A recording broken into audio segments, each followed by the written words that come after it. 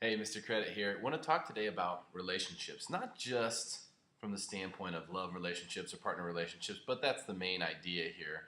A lot of people have had a relationship that has failed in the past. I don't know a whole lot of people who ended up marrying their very first boyfriend or girlfriend and living the rest of their life with them. So we've all kind of experienced this at some point, and I think I'm going to really strike a chord with you with what my opinion is as to why most relationships fail. I feel like I know something here that no one else really has got their arms wrapped around. Think about it like this.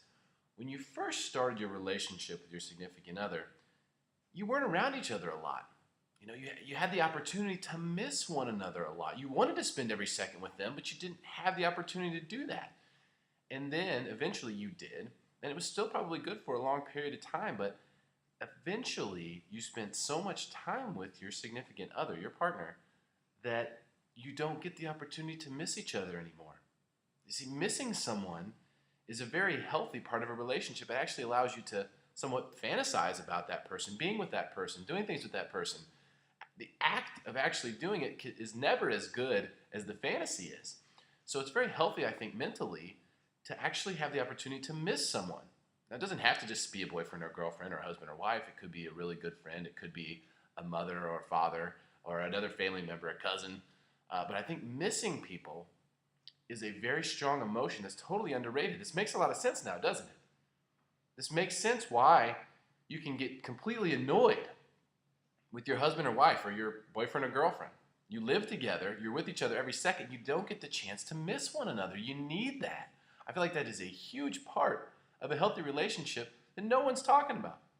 No one makes sense of this. It's not anywhere. It's not online. It's not any of the books I read. It's nowhere, which blows my mind because it's so obvious when you look at it. You need to miss the other person. So I feel like the solution is this. If you want to have a healthy relationship with someone, you have to miss each other. You have to actually try to spend as little time together as possible so that you can cherish it. Okay, human beings are very adaptive creatures.